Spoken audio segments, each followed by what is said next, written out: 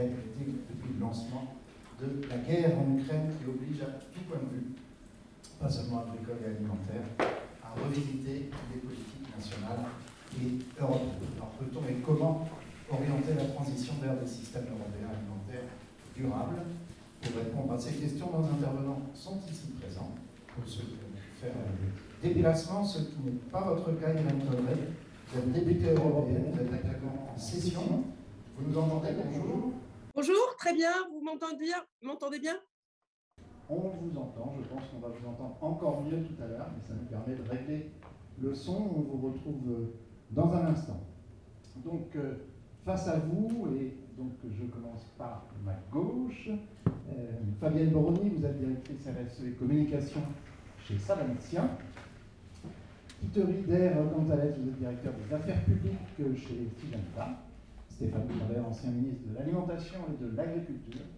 Stéphane Travers, si vous étiez ministre aujourd'hui, vous seriez ministre de l'Agriculture et de la souveraineté alimentaire. Oui, Aurélia, vous êtes conseiller du président d'Interfel et du CTIFL, l'Agence pour la recherche et l'information en fruits et légumes pour le CTIFL, et Stéphane Layani, président du marché de Rungis, qui nous accueille aujourd'hui. Stéphane, en une minute, où sommes-nous? Bienvenue à tous sur le marché international de Rungis. Vous êtes ici sur le plus grand marché de produits frais au monde. Et donc, j'ai la chance de présider ce très grand marché depuis 10 ans maintenant. C'est un marché extraordinaire où vous trouvez le stock de produits frais de qualité d'Île-de-France. On est les premiers en tout. On est les premiers en produits locaux, on est les premiers en produits en circuit court, on est les premiers en produits français, on est les premiers en produits de qualité, sous signe de qualité, et on est les premiers surtout en diversité de produits. Le marché de Rungis alimente 20 millions de consommateurs et évidemment la région Île-de-France. On exporte, ça fait 10 milliards de chiffre d'affaires, on exporte chaque année depuis Rungis, et je vois Philippe me dire que je suis déjà trop long, 1 milliard d'euros à l'international. Mais nos principaux clients, ils achètent tout en produits français, en produits locaux. Ce sont les Anglais, les Allemands et les Belges qui viennent tous les matins ici se servir. À partir de quelle heure, Stéphane? À partir de quelle heure ça va? Évidemment, alors là, il est un peu tard pour les grossistes, hein, parce que nous sommes un marché qui travaille la nuit. Et c'est pour ça qu'on est très efficace. Le matin, quand vous arrivez dans vos étals, chez vos bouchers, chez vos primeurs, ou le midi dans vos restaurants, il faut que les produits frais soient arrivés. Ils ont été pêchés la nuit. Voilà, merci. Bonne journée à vous. Merci beaucoup Stéphane. Je reviendrai vers vous pour nous parler des développements de Rungis, parce que ici, pour ceux qui ne connaissent pas, on est au sud de Paris et vous avez des projets de développement au nord. Alors, comme vous avez maintenant l'habitude de ces sessions, nous allons passer une heure ensemble pour cette table ronde, puis à 11h30, nous retrouverons la présentation des startups. Elles sont 3 ce matin.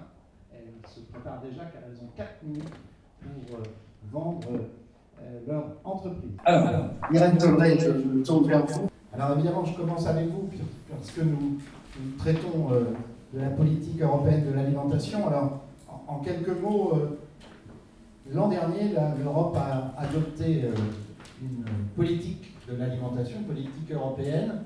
Vous pouvez nous la présenter rapidement, et puis je reviendrai vers vous pour voir évidemment comment maintenant cette politique va être revue. Mais de quoi s'agit-il? Qu'est-ce qui a été adopté l'an dernier? Alors, ce n'est pas vraiment une politique de l'alimentation. On avait historiquement la politique agricole commune, qui est une politique plutôt de l'offre agricole, comment produire, et notamment au meilleur prix. Et par rapport aux données environnementales, il y a une volonté de travailler plus sur la durabilité des systèmes alimentaires européens. Donc, avec d'abord la première stratégie, qui est la stratégie du Pacte vert, qui englobe l'ensemble des mesures et des textes législatifs qui vont permettre de devenir neutre en carbone, et avec une stratégie particulière sur l'alimentation qui s'appelle la stratégie de la ferme à la fourchette, qui a été élaborée et votée avant la crise Covid et avant la guerre en Ukraine. Ce n'est pas neutre, parce que les 27 textes législatifs de cette stratégie de la ferme à la fourchette mérite d'être revisité à l'aune de ce que l'on apprend notamment de la guerre en Ukraine. Donc, pour faire simple, réduire la moitié de l'usage des pesticides d'ici 2030, faire 20% de moins au niveau des engrais, baisser de 50% les ventes antimicrobiennes et consacrer un quart des terres à l'agriculture biologique. Ça veut donc dire que quelque part, derrière cette stratégie de la ferme à la fourchette, il y a malheureusement très probablement des baisses de production et donc et des renchérissements de coûts de l'alimentation. Donc ça nécessite de vraiment vérifier ce qu'on fait parce que la souveraineté alimentaire, c'est quelque chose qui est très important pour la vie des gens, pour la ruralité européenne. On a bien vu pendant la Covid qu'encore heureux qu'on avait finalement une Europe assez rurale parce que ça nous a aussi permis de continuer à travailler et de résister beaucoup mieux. Voilà, donc la durabilité et la souveraineté alimentaire doivent quand même bien être redéfinies à l'aune de la guerre en Ukraine. Par exemple, le risque géopolitique n'existait pas, il n'était pas pris en compte dans les politiques européennes. Et puis aussi, on avait un petit côté très théorique. Si j'ai la théorie de stock de grains, normalement, tout le monde peut manger. Bah non, en fait, si la mer Noire est bloquée, si les routes logistiques sont bloquées, en fait, le stock de grains existe, mais par contre, le risque de famine, il existe aussi. Donc, ça veut dire que ce n'est pas juste la commission agriculture, la DG Agri ou la DG Santé qui doivent travailler sur l'alimentation. L'alimentation, c'est une production qui est transformée et qui est amenée jusqu'à quelqu'un qui va la manger. Ça veut donc dire travailler en transversal sur des commissions qui n'avaient pas forcément l'habitude de travailler ensemble. Donc la commission ITRE pour tout ce qui va être l'industrialisation, la production, y compris la production des engrais sur le sol européen, mais aussi tout ce qui est les transports, avoir des couloirs verts pour rapatrier le grain ukrainien, mais aussi être sûr que, quelles que soient les pandémies qui nous tombent dessus, nous ayons la possibilité de faire en sorte que l'alimentation puisse circuler. Très bien. Alors, on reviendra vers vous dans un instant pour voir justement comment cette politique va être réorientée, hein, parce que l'Europe revoit nombre de ses politiques. C'est vrai dans le domaine énergétique, mais c'est vrai dans plein de domaines depuis ces événements, puisqu'il s'agit de travailler et d'aller vers une souveraineté, notamment alimentaire, puisque c'est le sujet qui nous préoccupe ce matin. Kitri Gonzalez, vous êtes, je disais, directeur des affaires publiques chez Syngenta. Quelques mots de l'entreprise. Vous êtes... ce micro-là doit marcher aussi, normalement. Très bien. Quelques mots de l'entreprise, puisque vous êtes en amont hein, de la question agricole, de l'alimentation, et comment justement vous anticipez cette politique qui vient d'être revue. Hein, les chiffres qui ont été donnés par Hélène Doré sont, j'imagine, vous inspirent des commentaires. Mais effectivement, à cette table, je représente vraiment l'amont de la filière alimentaire, puisque avant d'arriver dans votre assiette, l'histoire commence par une semence qui devient une culture, qui doit être protégée et nourrie jusqu'à la récolte. Donc, Syngenta, on intervient à ce niveau-là. On met au point et on met en marché des innovations dans 4 domaines du végétal: les semences, les produits de protection des cultures, alors soit basés sur la chimie de synthèse, les fameux pesticides, soit les solutions de biocontrôle, qui c'est déjà beaucoup, et puis l'agriculture digitale au service des 3 premiers piliers. Et l'idée, en fait, c'est de mettre au point et à disposition une boîte à outils la plus variée et complète possible pour pouvoir répondre déjà aux besoins des agriculteurs, donc créer de la valeur, générer un revenu, et puis aux attentes mouvantes des consommateurs, des citoyens. Donc déjà, attentes de sécurité alimentaire, ça a déjà été évoqué, attentes aussi vis-à-vis de la protection de l'environnement, de la lutte contre le changement climatique. Donc, pour ça, on a besoin de ces solutions qu'on va mettre en musique ensemble, on y reviendra un petit peu plus tard. Peut-être 2 mots sur Syngenta. Donc, on a un groupe qui est présent dans une centaine de pays, donc ça nous donne une certaine assise, ne serait-ce qu'en termes de R&D. Pour autant, on a vraiment un fort ancrage local, notamment en France. Je fais partie des 1400 collaborateurs sur le sol français, dont 300 chercheurs. Donc la France est vraiment un pôle de R&D, il faut qu'il le reste. C'est important pour nous. Et donc on est présent un petit peu dans toute la France, y compris dans des secteurs assez locaux. Et pour rebondir sur ce que disait Mme Tolleray, je pense qu'en termes de politique européenne agricole et alimentaire, ma réflexion c'est qu'il faut vraiment qu'on arrive à atteindre 3 objectifs dont aucun n'est négociable, et qui ne sont pas forcément faciles à atteindre en même temps en fait. Le premier, c'est le revenu des agriculteurs. C'est d'ailleurs, Madame la députée le rappelait, hein, c'était la vocation première de la PAC. Hein. Sans agriculteurs qui vivent décemment de leur métier, et ben nous, on n'a rien à manger. Donc ça, c'est vraiment le premier point. Le deuxième, c'est évidemment la sécurité alimentaire, et pas uniquement au niveau de l'Europe.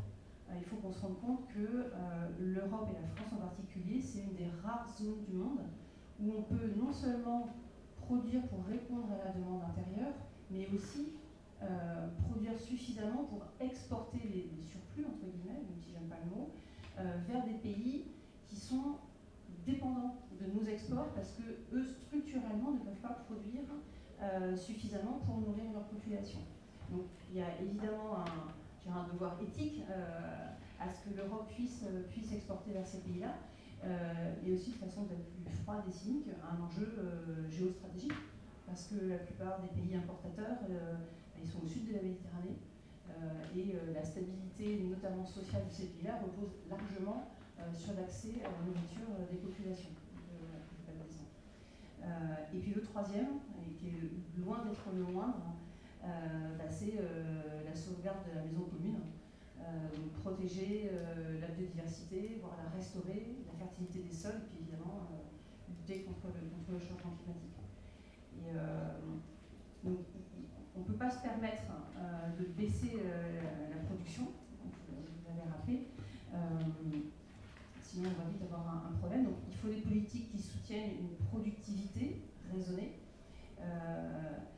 Il faut mettre en œuvre le Green Deal, la question ne se pose même pas, la seule question c'est comment. Et on ne peut pas se contenter de faire le procès de la chimie de synthèse et dire qu'on va revenir à l'agriculture d'avant-guerre. Dans les années 30, on était, 2 milliards de terriens à nourrir, on est 7. Donc on ne peut pas dire que c'était mieux avant. Donc il y a vraiment des nouveaux systèmes inventés, des nouvelles solutions à mettre au point pour répondre à cette triple équation. Et donc on a besoin d'innovation et de politiques favorables à l'innovation. Alors, je me tourne vers vous, Fabienne Boroni. On verra tout à l'heure aussi votre appréciation et vos remarques sur cet enjeu à respecter maintenant. Mais j'aimerais, au nom de Salentia, que vous nous disiez d'abord quelques mots de l'entreprise, rappeler un peu son poids et comment, puisqu'il y a crise aujourd'hui, et comment votre entreprise vit la crise que nous vivons aujourd'hui. Alors, bonjour, tout d'abord présenter un petit peu Salentia. Donc, on est un groupe familial indépendant qui fait à peu près 6 milliards d'euros de chiffre d'affaires. On a 25 000 collaborateurs dans le monde.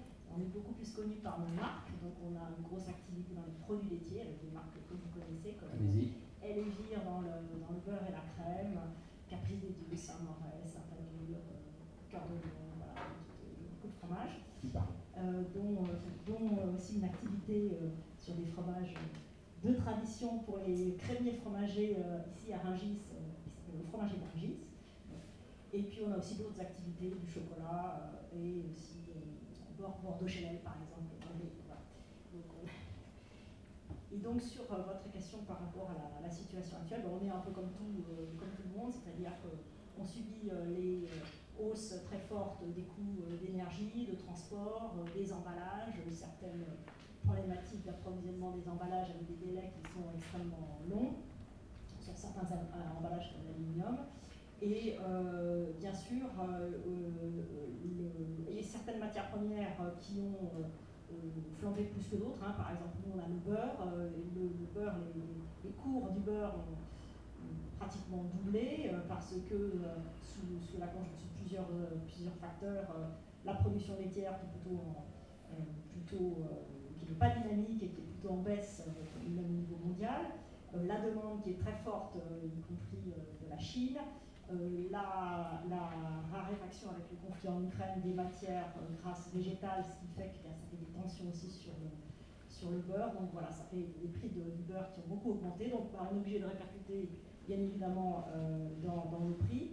La priorité aussi, comme ça a été mentionné, c'est que nos agriculteurs partenaires, on travaille avec 11 000 producteurs laitiers dans le monde et 6 500 en France.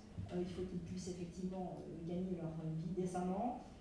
Donc nous, on est dans le cadre de la loi Egalim, on applique tout à fait de façon... Cher Stéphane Travers. Voilà, donc on est toujours on essaye d'être vraiment exemplaire dans la loi Egalim pour qu'effectivement on puisse mieux rémunérer les producteurs. Et d'ailleurs, on est aujourd'hui le fromager national qui rémunère le mieux le lait sur 2021 et sur le premier quadrimestre 2022, on est à plus 2% par rapport à la moyenne de France Alimentaire. Donc ça, c'est très très important. Et puis ensuite, il y a tous nos échanges avec nos clients de la grande distribution notamment pour répercuter ces hausses. On a quand même des produits, alors c'est clair qu'il y a des tensions très fortes pour les consommateurs sur son pouvoir d'achat. On a des produits qui restent malgré tout très accessibles. Aujourd'hui, un camembert le rustique, c'est 1,90 € pour 250 grammes de produits. Ça reste des produits qui sont quand même extrêmement accessibles. Et il faut aussi se rappeler que l'alimentaire et l'ensemble des produits alimentaires ont vécu des années de déflation. Les chiffres sont que les produits de grande consommation alimentaire, les produits de grande consommation ont connu une déflation de moins 6% entre 2013 et 2020. Voilà, maintenant on rentre dans une période qui est différente et il faut qu'on se réhabitue à vivre avec l'inflation. Et bien sûr, on essaye de faire des efforts comme de simplifier les emballages quand on peut pour simplifier et réduire les coûts à chaque fois qu'on peut, mais évidemment les coûts de production, les coûts d'énergie, d'emballage, etc. sont très forts, comme tout le monde. Rassurez-nous, pour l'instant, nous ne manquons pas de lait en France. Non, on manque pas de lait, mais il y a une production qui est plutôt en léger recul, avec des effets multiples, les générations qui partent à la retraite, les effets météo, enfin voilà. Donc, Merci beaucoup. Oui, Aranka, vous avez longtemps été président d'Interfel, les fruits et légumes, vous connaissez, vous maîtrisez. Quand on parle de politique alimentaire européenne, de politique durable, quelle est votre réaction? Est-ce qu'il y a des craintes dans votre secteur sur cette question? Bien, merci, bonjour à tous.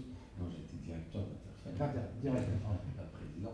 Bien, bonjour à tous. Je voudrais juste commencer sur un propos. En 2000, j'ai fait une intervention et j'avais dit il va falloir qu'on prenne en compte dans les 20 ans qui viennent une double PAC. Aujourd'hui, je dirais, il faudrait réconcilier cette double PAC. Alors c'est quoi pour moi la double PAC? En 2000, il y avait la politique agricole commune et je disais on va faire face à une politique alimentaire des citoyens. Oui, à une politique alimentaire des citoyens.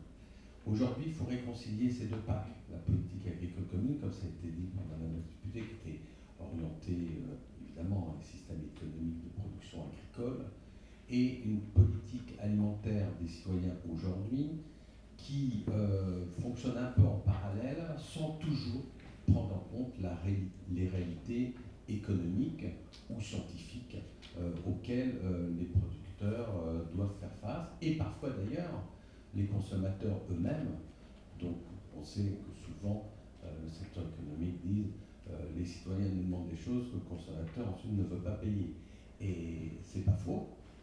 Pour autant, l'inverse est vrai aussi. On a bien à faire face à un citoyen consommateur. Donc premier sujet, si on veut demain avoir une politique européenne de l'alimentation, il va falloir concilier ces deux PAC, la politique agricole commune et la politique alimentaire des citoyens. Si on ne la réconcilie pas, forcément on va avoir une augmentation de la fracture, entre guillemets sociale, vous l'appellerez comme vous voulez, mais on se donnera des objectifs que tous les spécialistes savent qu'on ne pourra pas atteindre.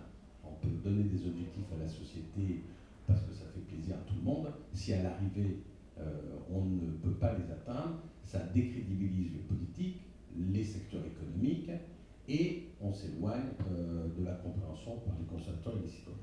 Le deuxième sujet, pour moi effectivement, et c'est un peu le sujet, c'est de rétablir la souveraineté alimentaire. Alors, quand tous les cas, pour moi, quand on parle de souveraineté alimentaire, ça ne veut pas dire que chaque pays, et la France, va produire 100% de sa consommation de fruits et légumes, par exemple.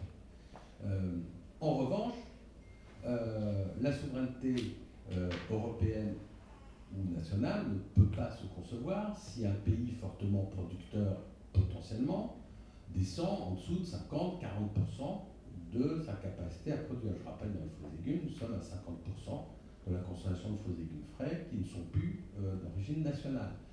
Et la tendance est plutôt à cette diminution. Si on a un objectif d'augmenter, comme le demandent tous les objectifs de santé publique, de 20% la consommation de fruits et légumes, ça va devenir compliqué. C'est-à-dire que ça pourrait se faire, mais au détriment, encore une fois, du pourcentage d'autosuffisance de l'offre française.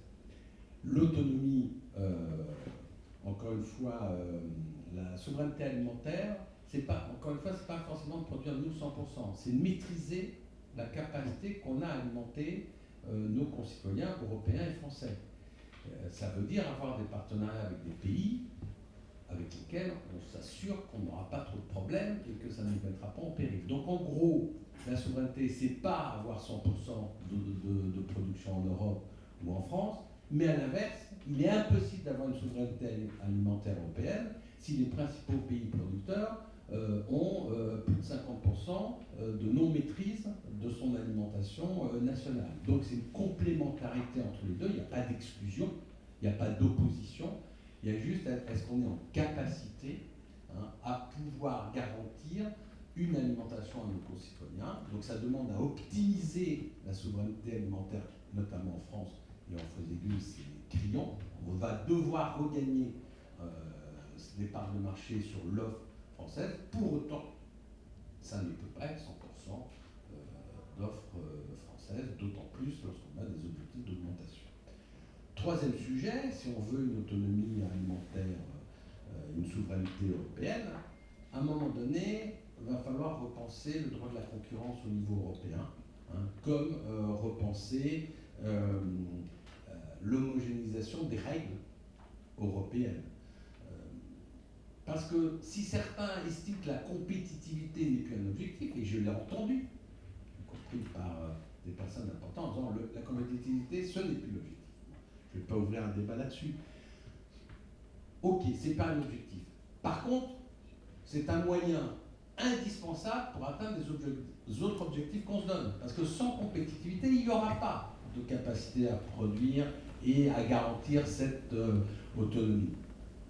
Et donc, sans harmonisation des règles, tant de l'Europe par rapport aux pays tiers, soit au sein de l'Europe, là, clairement, je ne vois pas très bien comment on va faire. Et là, on est trop englué par des règles du droit de la concurrence au niveau communautaire comme national qui datent du siècle d'avant. C'est-à-dire que tout le monde nous parle du XXIe siècle, et quand vous regardez, 90% fonctionnent sur des règles qu'on a établies au XXe siècle, voire au début du XXe siècle. Chercher un peu l'erreur, l'économie a changé, les échanges ont changé, on ne peut plus travailler comme ça. Je vais prendre un exemple. Juste un... Monsieur le ministre, vous m'excuserez de l'exemple que je prends, mais quand on a interdit, par exemple, il y a 2 ans, la commercialisation de tomates bio en France sous serre chauffée l'hiver et au printemps, quand on a fait l'étude, 80% des consommateurs ignorent ça. Et quand un grand journal, que je ne citerai pas, a titré en plein Covid « Explosion des prix des fruits et légumes, plus 25%, c'était sur quoi? Sur des tomates bio, en mars. On aurait dû se réjouir, collectivement, du fait que ça avait pris 25%, parce qu'on considérait qu'on ne devait pas consommer ces tomates à ce moment-là. Donc c'est juste pour montrer, et c'est le dernier point, que si on ne rétablit pas une information correcte à nos concitoyens, tant au niveau communautaire qu'au niveau national, sur ce qu'on fait, et bien là, à mon avis, on risque d'avoir une fracture de plus en plus grande entre les décisions qui sont prises et l'acceptabilité par la société des décisions qu'on a prises. On est dans une situation, en termes d'information collective, comme si on disait à une entreprise ou une marque, améliorez votre produit à une condition, ne le dites à personne. Or, c'est ce qu'on fait, puisque collectivement, vous n'avez pas le droit, nationalement, de prendre une décision, de faire une communication collective, même les interprètes, pour dire voilà, notre produit, par exemple les Français, il a décidé de faire mieux pour que les autres pays européens nous suivent. Ben, si vous faites ça, et en plus sans précaution, 48 heures après, vous êtes accusé d'entrave aux échanges intracommunautaires. Donc là aussi, il y a une logique des objectifs sociétaux, une économie qui peut répondre à ces objectifs sociétaux, sinon ça ne se fera pas. Et troisième chose, au niveau communautaire comme national, une information plus puissante sur les consensus, et que cette information ne se traduise pas systématiquement par les dissensus présentés, et je n'en ferai pas de sujet là-dessus, sur le système médiatique, je n'ai pas dit les journalistes, mais sur le système médiatique. Merci Louis Orenga. Il y aura des sujets évidemment à évoquer avec vous, Irène Tolleré, si vous nous avez bien entendu et si vous avez bien entendu Louis Orenga. Je reviendrai vers vous dans un instant. Stéphane Nayani, vous êtes évidemment ici à un poste d'observation privilégié. On a entendu les chiffres des marchandises qui passent ici. Alors, ce système alimentaire plus équitable, plus durable, est-ce qu'il est atteignable selon vous ? Cher Monsieur Le Gueltel, j'aurais une approche pragmatique. Ici, je suis un opérationnel. Nous avons le sens de l'organisation à Rungis. La situation est simple. Depuis l'an 2000, les importations ont augmenté de 87%. Les exportations françaises de 55%. Nous sommes dans une économie mondialisée. Et Rungis, et le patron de Rungis. Et comme un directeur d'aéroport, il ne choisit pas les destinations de ses passagers. Il ne choisit pas ce que les consommateurs ont envie de manger à un moment donné. Mais force est de constater, même si on est les meilleurs en produits français, en produits locaux, Louis Orenga l'a très bien dit, il ne faut pas confondre souveraineté alimentaire et autarcie. Il ne faut pas confondre souveraineté et autonomie. Ce qui compte, et ça c'est notre métier, c'est de ne pas dépendre. Et ne pas dépendre, c'est maîtriser les chaînes logistiques. On l'a fait pendant le Covid. C'est être capable d'informer le consommateur. Ne pas savoir ce que l'on mange, c'est être aveugle, c'est être dans une situation atroce. Et donc, l'idée que nous avons eue, qui est une idée totalement opérationnelle, c'est que comment faire pour qu'il y ait, pour les enfants de demain, Notre plus jeune et auditeur. qui peuvent rester, parce que moi j'aime les jeunes et les enfants. Et C'est donc, une future bouche à nourrir pour voilà. Stéphane Nayani. Eh bien, vous ne le savez peut-être pas, mais il y aura 1,5 million de personnes en plus en région parisienne d'ici 2035. Et quand il y a 1,5 million de bouches à... On va croire que je l'ai fait exprès. 1,5 million de bouches à nourrir en Ça a plus. été préparé. Eh bien, je dois répondre à mon obligation de service public qui consiste à nourrir la ville. Et pour nourrir la ville, pour nourrir la grande... Vous êtes aussi attentif à la Voilà. santé des consommateurs. Eh bien, on a décidé, sous l'impulsion de Jean Castex, Premier ministre, de créer un nouveau marché. On en parlera à la fin. Bon, alors si vous voulez. Mais je peux parler Parce que je sens que vous êtes parti. un nouveau marché dans le nord de l'Île-de-France et je développerai tout à l'heure. Et donc, clairement, si on veut changer la donne, il ne suffit pas de sauter comme un cabri sur sa chaise. Il faut d'abord, certainement, reterritorialiser une partie de notre agriculture.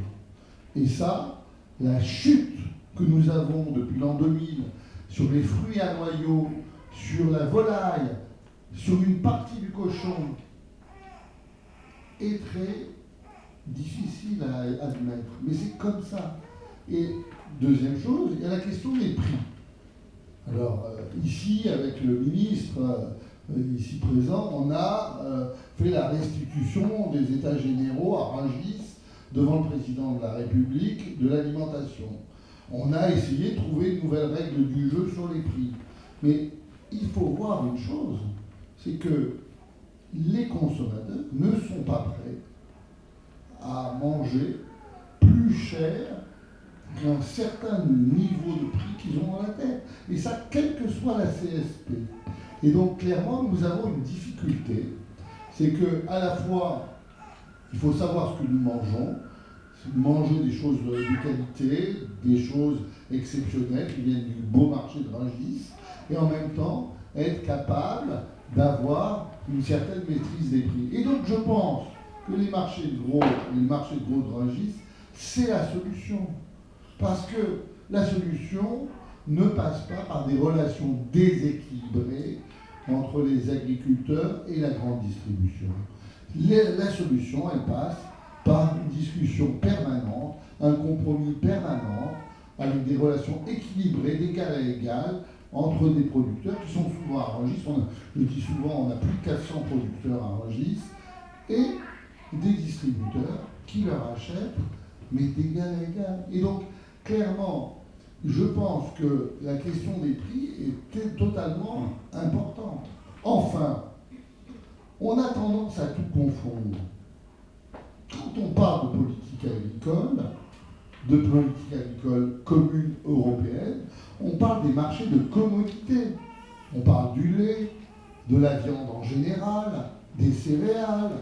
Là, le choc de souveraineté que nous avons connu vient de la guerre entre l'Ukraine et la Russie. Il faut savoir que l'Ukraine est le premier producteur de tourteaux de tournesol en Europe. C'est le premier producteur d'huile de tournesol en Europe. Et donc clairement, bien sûr, quand vous privez un maillon de la chaîne, notamment la viande, de tourteaux de soja et de tourteaux de tournesol, vous rendez le système beaucoup moins facile à gérer.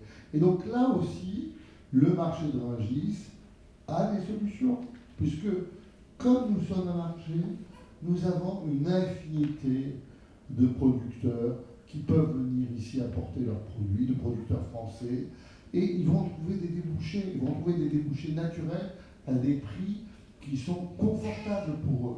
Et je pense qu'on a tort d'ignorer ce réseau. Je rends hommage à Jean-Jacques Briguet qui est venu nous saluer ce matin, qui sort d'une longue maladie, et je suis content qu'il soit en bonne santé. Et donc, clairement, nous avons tort d'être uniquement dans ce dialogue univoque entre la grande distribution et une majorité d'agriculteurs. Il faut, si on veut refonder l'agriculture française, il faut que les agriculteurs eux-mêmes écoutent plus les consommateurs, et le meilleur médium, le maillon manquant, le chaînon manquant, ce sont les marchés de gros. C'est pour ça que ça fait des années, et je vous remercie d'avoir décidé de faire votre think tank ce matin au marché de Rungis. Ça fait des années que je veux revaloriser le rôle des marchés de gros qui peuvent sauver l'agriculture française et notre souveraineté alimentaire. Merci Stéphane Layani, je n'imaginais pas un autre défenseur de Rungis que vous, et vous le faites évidemment très bien. Stéphane Travert, il y a des intérêts, alors, réconciliables ou pas, mais comment assurer une souveraineté, verdir l'agriculture? Est-ce que le en même temps, qui vous est cher, est possible? Oui, c'est toujours possible, c'est l'optimisme de la volonté que nous essayons de cultiver de façon permanente. Ici, il n'y a que des défenseurs, je veux rassurer Stéphane, il n'y a que des défenseurs de Rungis et du modèle de ce qu'est Rungis. Et je veux le remercier de nous accueillir ici ce matin. Merci de cette amitié qu'il nous fait au cœur du ventre de Paris et de l'Île-de-France. Et c'est important que nous puissions aussi, à travers ce think tank, voyager un peu là où se font les politiques alimentaires. Et c'est important. Merci à l'ensemble des intervenants. J'entendais tout à l'heure quelques marques qui étaient égrenées pour Saventia. Moi, je viens du pays du beurre et de la crème. Il paraît que ça se voit. Mais je veux dire que là aussi, nos souverainetés alimentaires, elles se bâtissent sur nos territoires. Et c'est vrai que l'épreuve du Covid et l'épreuve de la guerre aux portes de l'Europe nous a clairement démontré que les dépendances existaient. Et comment remettre en cause ces dépendances, c'est d'abord reconnaître l'importance stratégique de l'agriculture française de l'agriculture européenne, et c'est comment cette crise a révélé ses dépendances, la crise du Covid et la crise européenne que nous vivons actuellement, et c'est comment nous pouvons demain bâtir cette nouvelle souveraineté alimentaire à l'échelle de la France, d'une part, sans pour autant, je l'ai bien entendu et je partage, devenir un pays totalement autarcique ou de repli sur soi, mais c'est comment partager ces souverainetés au niveau national, mais aussi au niveau européen.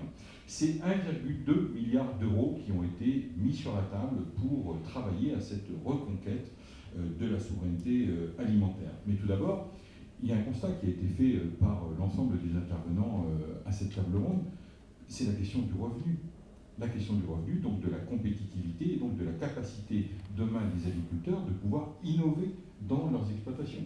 La question du revenu agricole, c'est là, je dirais, le premier maillon sur lequel nous devons travailler. C'est ce que nous avons essayé de faire à travers les lois EGalim et avec un certain nombre d'objectifs qui étaient inscrits dans cette loi qui permettaient effectivement de remettre de la création de valeur au cœur des priorités, au cœur des principes de nos modèles agricoles.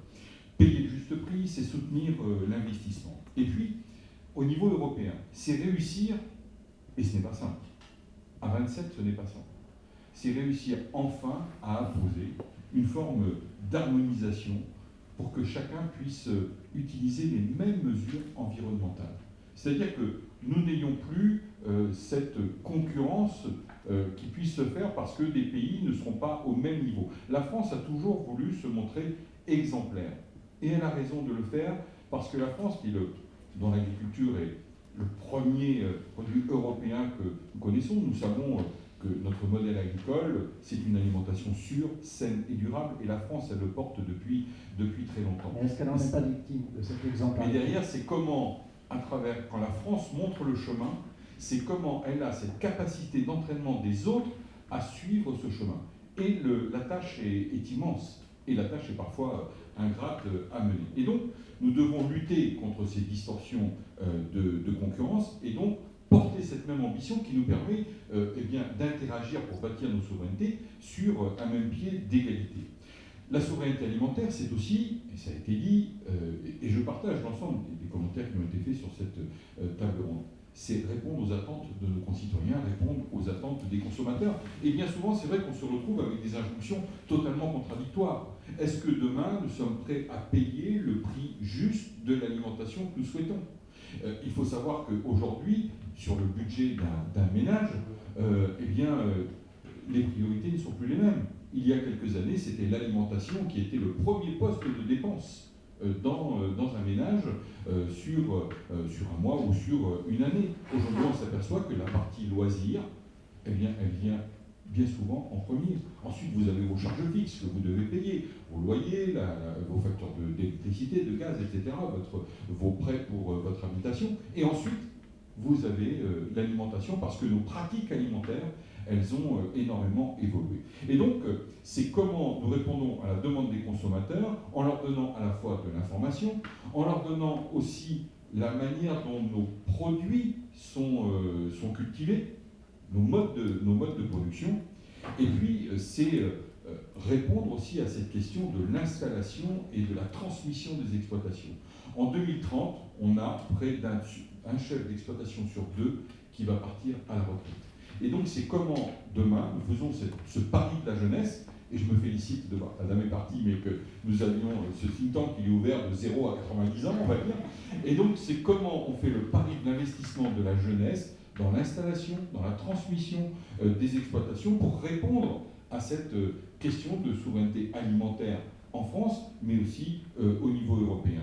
Les jeunes agriculteurs, ils doivent être les ambassadeurs de la souveraineté alimentaire. Produire plus, dans le contexte que nous connaissons aujourd'hui, puisque, on le dit, quand l'Ukraine fait défaut pour exporter ou importer chez nous le blé, le tournesol, etc., ce sont les éleveurs qui, les premiers, pâtissent de cette solution, parce que nous avons besoin de cette souveraineté alimentaire, notamment pour l'alimentation humaine, mais on ne parle pas suffisamment de l'alimentation animale dans les exploitations. Et donc là aussi, nous devons répondre à cette question essentielle, nourrir nos élevages pour permettre de maintenir aussi ces élevages. Parler du lait tout à l'heure, est-ce qu'on va manquer de lait? Nous avons besoin d'encourager nos éleveurs à continuer ce magnifique métier, donc de produire du lait, de produire de la viande, mais pour cela, il faut que nous puissions avoir des exploitations qui puissent soit être autonomes dans l'alimentation du bétail, ou alors avoir les débouchés nécessaires ou les recours nécessaires pour trouver cette alimentation et une alimentation de qualité, puisque, bien évidemment, la traçabilité qui est attendue par nos consommateurs, elle pointe.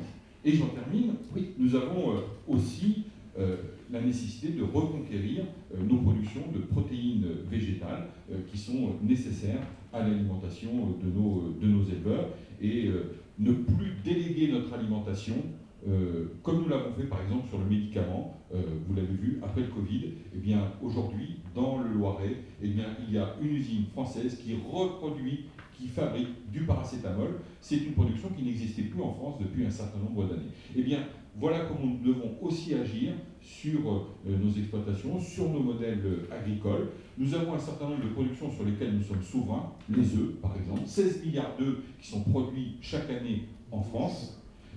Nous sommes souverains sur des produits comme le poireau, par exemple. Et nous avons un magnifique IGP poireau dans la Manche, par exemple. J'en fais un peu la promotion. Je suis sûr qu'on en trouve de magnifiques ici à Rungis.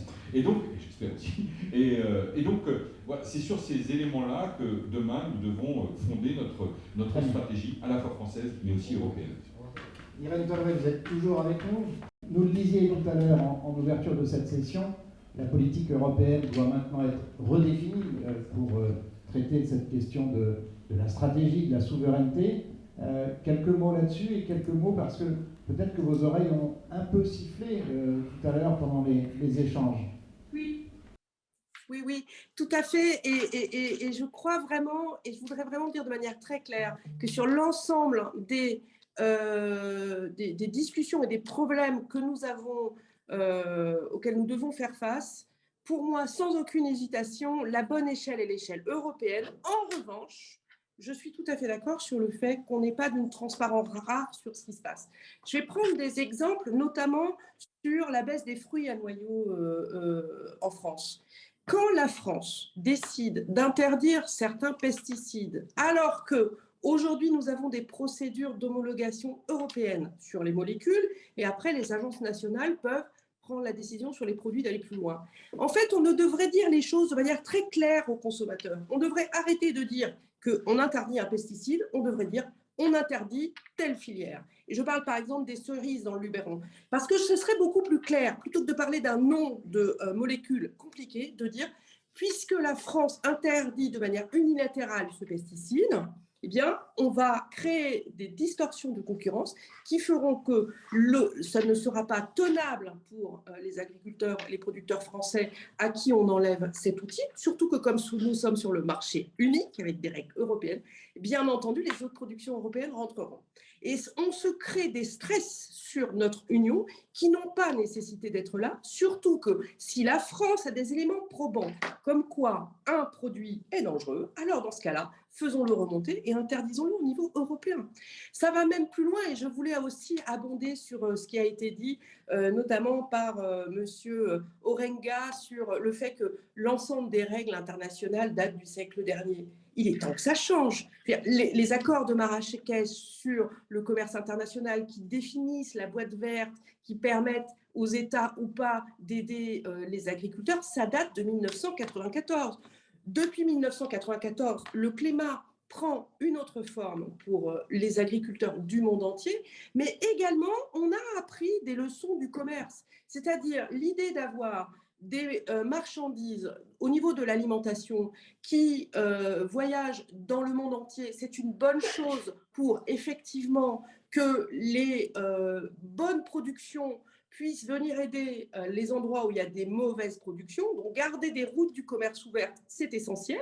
Cependant, si les produits agricoles qui circulent sur ces routes du commerce ouvertes ont des règles de production qui mettent en danger la production in fine d'un État membre ou pas de l'Union européenne, alors on peut vraiment créer des choses qui sont très compliquées. Je vais donner un exemple un tout petit peu d'actualité, mais malheureusement, le mal a été fait. Le premier accord de libre-échange avec la Nouvelle-Zélande, il y avait des tout petits quotas d'agneaux. Ces tout petits quotas d'agneaux ont créé, malheureusement, la demande pour de l'agneau à 8,50 € en grande surface. Et les productions européennes d'agneaux n'ont jamais réussi à suivre. Et donc, au fur et à mesure, on a eu une augmentation des quotas sur la Nouvelle-Zélande et un arrêt de la production des filières moutons en Europe. Donc, on prend un tout petit truc, mais les conséquences peuvent, de manière cumulée, être importantes. C'est pour ça que, dans le cadre du très beau nouvel accord de la Nouvelle-Zélande, il y a tout un tas de clauses de sauvegarde pour dire, attention, si ce petit truc met en danger une filière agricole, et les filières agricoles sont stratégiques, on parle de l'alimentation humaine, on a vu ce que c'était le Covid et on voit ce que c'est la guerre en Ukraine. Donc, on a besoin de pouvoir protéger ces choses. Donc, pour moi, la bonne échelle, elle est européenne. Nous devons aussi tirer toutes les crises, les leçons des crises que nous avons eues. Et une des grandes leçons de ces crises, c'est donc de garder les routes logistiques ouvertes. On voit bien la galère phénoménale liée au fait que les routes maritimes sur le grain sont terminées. Donc ça, et on se rend compte des conséquences en cascade qu'il y a sur les éleveurs, sur la mise à disposition d'alimentation pour la population humaine, pour le bétail, mais également non seulement le volume d'alimentation, mais le prix d'alimentation. Et le fait que des personnes se retrouvent en précarité alimentaire, c'est un risque politique très important qui peut toucher notre Union européenne, plus aux frontières de l'Union, des sujets migratoires. Donc c'est très important qu'on se dise, bon, la guerre en Europe, on n'y croyait pas, et ben on a aujourd'hui, il faut qu'on revisite les politiques en allant un tout petit peu plus loin que juste la production et les aides à la production, d'aller jusqu'à la réelle nourriture qui a pu être achetée ou distribuée par quelqu'un qui du coup se retrouve. Il n'y a pas pire que de penser qu'on subit une injustice alimentaire. Ça a été une cause de révolution en France et je crois que pour des parents, il n'y a pas pire que de se dire je ne peux pas offrir à mes enfants une bonne nourriture. Donc c'est très important que ce sujet de la souveraineté alimentaire européenne soit un sujet politique central. Il y a tout un tas d'initiatives dont on peut être très fier, dont l'initiative phare. Et le dernier point, c'est vraiment l'échelle européenne pour investir. La crise Covid nous a montré que c'était très bien qu'on soit dans l'Union européenne parce que c'est sûrement pas les vaccins français qui ont fait qu'aujourd'hui, tous ceux d'entre nous qui sommes vaccinés sont vaccinés. Donc le fait à un moment donné d'avoir de la coopération à 27, voire de la coopération internationale, c'est aussi un moyen de trouver beaucoup plus vite des solutions. Mais une fois qu'on a trouvé ces solutions, alors, je suis désolée, les innovations sont des choses qui peuvent un peu remettre nos façons de faire, notre confort intellectuel, mais il faut les autoriser. On est hyper fort pour mettre de l'argent sur de la recherche, on a beaucoup plus de difficultés à autoriser ces innovations. Je vois par exemple sur les biocontrôles, j'ai été obligée de faire une lettre à la Commission en les suppliant de mettre les produits de biocontrôle sur des listes séparées que les listes de pesticides. Et on a des biocontrôles qui mettent plus de 18 mois à être autorisés. Alors que les produits de biocontrôle, c'est ceux dont on a besoin pour continuer à produire dans le respect des différents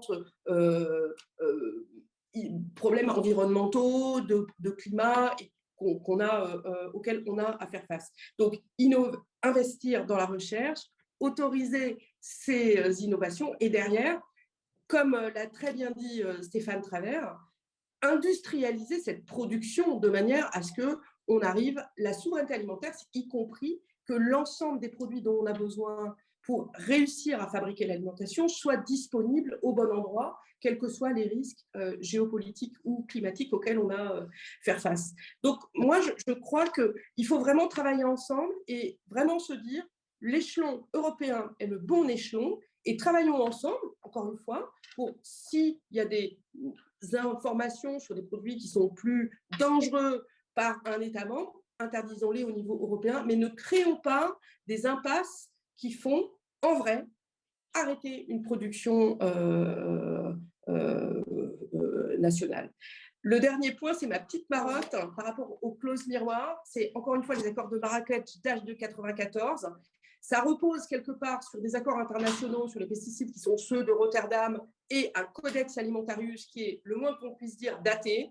Travaillons ensemble au niveau international, c'est-à-dire Europe, mais également avec la FAO, avec les grands continents de notre planète pour avoir un codex planétarius.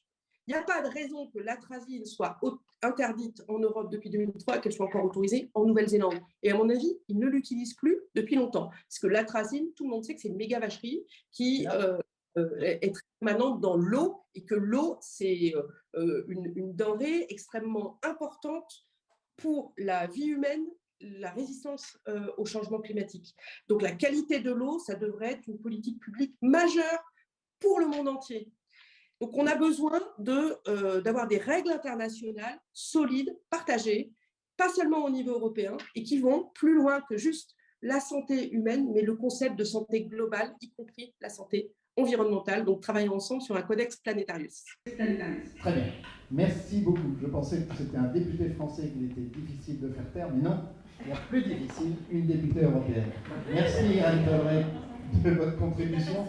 On vous écouterait encore très longtemps, mais j'ai des intervenants ici qui s'impatientent, et notamment vous, Kitri Gonzalez, je vous ai vu, je ne sais pas si Irène Tolray vous a vu sourire, mais quand elle a parlé d'innovation et recherche, je pense que vous faisiez légèrement au-delà du sourire. Expliquez-nous aussi comment votre groupe travaille dans la recherche, parce que c'est évidemment, et tout le monde le sait ici, c'est un temps long. Or, les objectifs là sont à court ou très moyen terme. Alors, je ne faisais pas du tout l'amour, au contraire, je rejoins énormément de ce qui a été dit par Irène Tolray. Je vais essayer de vous donner des exemples très concrets en fait des progrès que peut apporter l'innovation agricole, mais aussi des limites qu'on peut rencontrer. Mon premier exemple, il va parler à M. Raga, dans les vergers de pommes, on a une maladie qui s'appelle la tavelure. Cette maladie, c'est la bête noire des arboriculteurs, parce que non seulement ça fait baisser dramatiquement la récolte de pommes, mais en plus ça fait des taches qui fait qu'elles sont absolument invendables, personne n'en voudrait à Rungis. Donc c'est vraiment la maladie numéro 1 que l'arboriculteur doit contrôler. En même temps, la société lui dit il faut moins de pesticides. Ok, donc on met nos chercheurs au boulot. Et l'Europe l'impose. Et l'Europe l'impose. Va l'imposer. Voilà. On verra à quel niveau. Jusqu'à quel niveau c'est raisonnablement tenable aussi pour maintenir la souveraineté alimentaire. C'est un autre sujet. Donc, admettons, on baisse la quantité de pesticides, donc on met nos chercheurs au boulot, on trouve des biocontrôles. Donc, qui sont aussi des solutions de protection des cultures, mais issues de la nature, donc des extraits végétaux, des levures, des micro-organismes, des choses comme ça. Pour l'instant, et pour encore un moment, ces produits-là sont plutôt moins efficaces que les produits conventionnels. Donc, ce qu'on fait, c'est qu'on travaille avec les arboriculteurs, des programmes dans lesquels on va mettre des produits conventionnels aux périodes où le pommier est le plus sensible aux champignons et des produits de biocontrôle aux périodes où le champignon est moins agressif. Donc ça permet de réduire la quantité de pesticides chimiques utilisés. Le seul problème, c'est que d'ailleurs Irène Tolray l'a signalé, c'est qu'aujourd'hui les biocontrôles sont évalués et homologués avec les mêmes règles qui ont été définies au siècle dernier pour les produits de synthèse. Donc les dossiers pour amener sur le marché des biocontrôles sont très longs, très complexes à monter, à évaluer, même parfois impossibles à monter.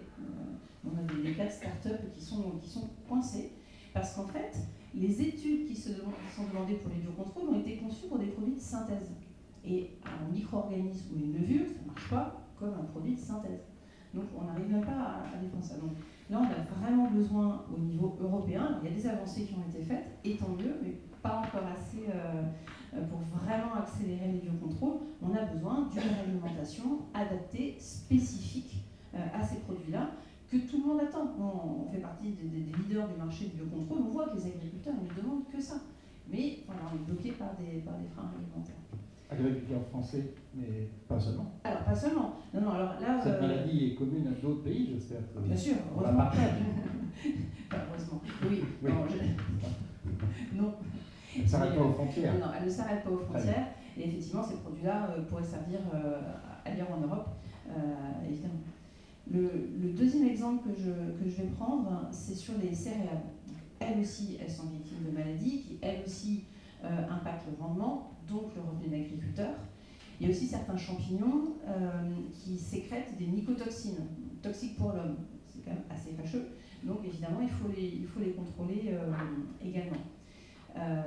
Donc nos sélectionneurs mettent au point des variétés qui sont tolérantes aux maladies. Alors, ça ne veut pas dire qu'elles sont complètement insensibles, mais ça veut dire que quand le céréalier sème cette variété-là, il peut se permettre de mettre moins de fongicides sans prendre de risque pour son rendement et sans prendre de risque aussi vis-à-vis des mycotoxines, donc de la santé humaine. Ce qu'il faut savoir aussi, c'est que certaines de ces maladies, il faut les contrôler avant que les symptômes soient visibles. Donc, jusqu'à récemment, les céréaliers n'avaient pas tellement d'autres options que de traiter de façon un peu systématique, parce que une fois que les symptômes sont là, c'est trop tard. Donc, on a fait bosser nos biostatisticiens qui ont mis au point des modèles mathématiques basés sur des algorithmes qui permettent de calculer en fait le risque d'apparition de la maladie avant qu'on la voie.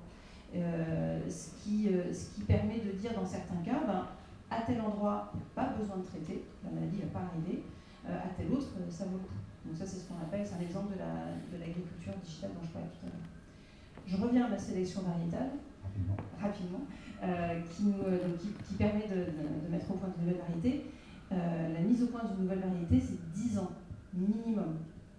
Donc ça prend un temps terrible.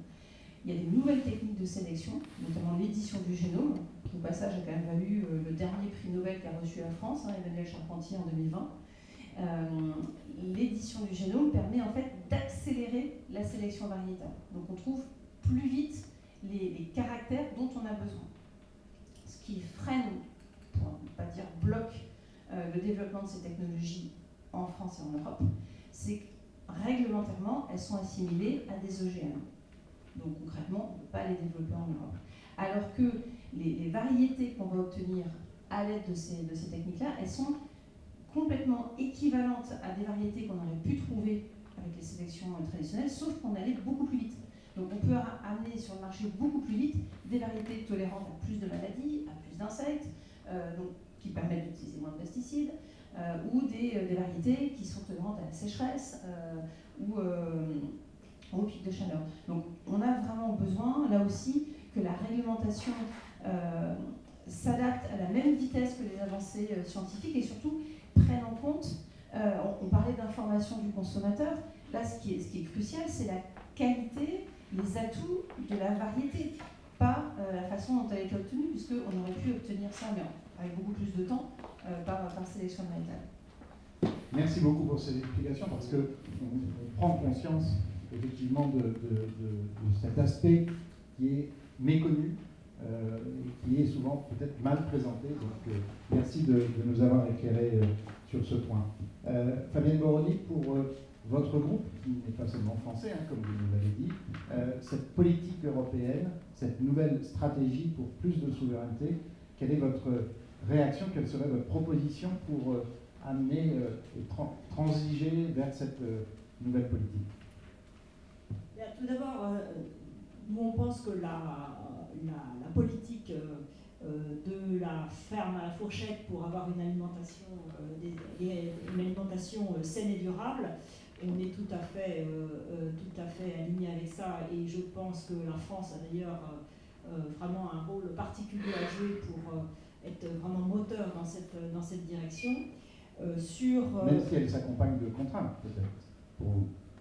Oui, mais c'est le sens de l'histoire. On est là aussi pour... Je prends un exemple. Nous, on est producteurs, on fait beaucoup de produits laitiers, mais on est tout à fait acteurs de la transition alimentaire. On sait très bien que l'alimentation demain sera plus flexitarienne, qu'aujourd'hui on a 2/3 de protéines animales, 1/3 de protéines végétales, et qu'on doit évoluer, c'est ce que disent les scientifiques, pour aller vers l'équilibre 50-50 protéines animales, protéines végétales. On se met en ordre de marche pour aller vers cette direction, parce que ça contribue à une alimentation plus saine et plus durable pour tout le monde.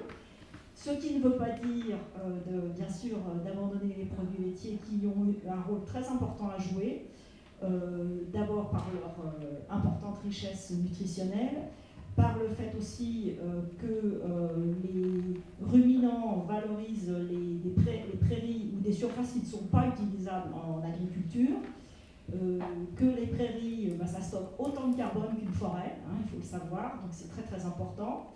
Et que par ailleurs, dans la complémentarité avec le végétal, les effluents d'élevage sont des fertilisants naturels qui évitent des engrais que justement on a un peu de mal à avoir. Donc il y a tout à fait une complémentarité tout à fait durable entre les productions animales et végétales. Alors sur la question de la souveraineté, je vais reprendre l'exemple de l'accord de libre-échange récent entre l'Europe et la Nouvelle-Zélande. Il faut savoir que la Nouvelle-Zélande, c'est le premier exportateur mondial de produits laitiers. C'est un très grand pays de produits laitiers qui a une petite population, donc qui sont très très forts exportateurs, extrêmement compétitifs. Que cet accord de libre-échange est clairement une menace pour les producteurs laitiers européens si on n'est pas compétitif demain. Donc le vrai enjeu, c'est effectivement d'allier la vision d'une alimentation plus durable, mais aussi la compétitivité. La Nouvelle-Zélande, aujourd'hui, nous, en Europe, on importe 2000 tonnes de produits de Nouvelle-Zélande. Donc c'est complètement déséquilibré et c'est clair que là, l'accord de libre-échange, si les producteurs français et européens ne sont pas compétitifs, c'est une menace. Donc l'évolution vers une agriculture et des productions et des produits plus durables doit aussi s'accompagner de compétitivité. Et d'ailleurs, moi je dois dire que nous travaillons de façon très étroite avec nos partenaires éleveurs laitiers. On a toute une démarche sur la production laitière durable avec eux, sur le bien-être animal, sur l'autonomie fourragère, la réduction des émissions de gaz à effet de serre. Et quand on mesure, ce qu'on constate, c'est qu'une exploitation qui a des meilleures performances sur l'aspect durabilité, gaz à effet de serre, etc., c'est aussi une exploitation qui souvent est plus compétitive. Donc ça va de pair, en fait, les agriculteurs et les jeunes agriculteurs, parce que c'est très important de les soutenir. Nous, on soutient beaucoup les jeunes pour l'installation, on les aide pour s'installer. Et effectivement, moi je suis tout à fait convaincue qu'on peut allier une agriculture plus durable et malgré tout compétitive.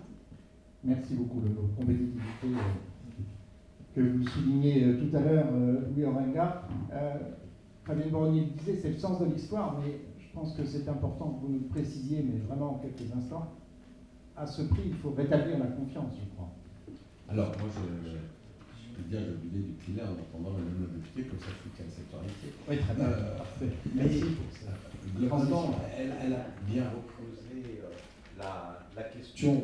Je n'avais pas voulu aborder le problème des pesticides, donc je vais proposer deux choses, ça n'engage que moi. D'abord, on a une clause de sauvegarde lorsqu'un pesticide est utilisé et qu'on a la preuve qu'il y a un risque de santé publique. Un État membre, dont la France, dit on doit l'arrêter.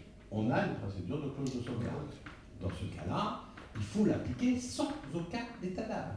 Il ne faut pas passer 6 mois à demander si. Dès qu'on prend la décision, automatiquement, et monsieur le ministre connaît ça mieux que moi, on engage une procédure de clause de sauvegarde. Là où ça devient plus compliqué, c'est quand le pesticide utilisé n'a pas de risque démontré en matière de santé ou que son utilisation est dans les limites européennes qui ont été fixées, dont je rappelle qu'elles sont beaucoup plus strictes que les limites autorisées dans la plupart des pays tiers, mais qu'on considère que, étant donné la qualité de nos territoires, ça peut poser un problème environnemental chez nous. Oui, mais là, il n'y a plus de clause de sauvegarde. Donc là, forcément, qu'est-ce qui se passe?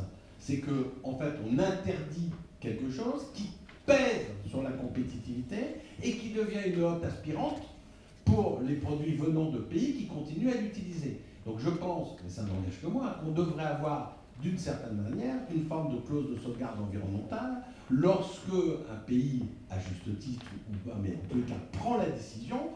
Et si d'ailleurs c'est pas possible, je reviens à ce que je disais tout à l'heure, à ce moment-là, Il faut obliger l'État membre, en accompagnement avec les organisations professionnelles qui sont concernées par la décision, à mettre en place des grandes campagnes d'information pour dire aux consommateurs français, voilà, on est les seuls à le faire, mais on a décidé de le faire, et en aucun cas on interdit d'informer le consommateur au regard d'un soi-disant entrave aux échanges intracommunautaires ou par rapport à des accords avec des pays tiers.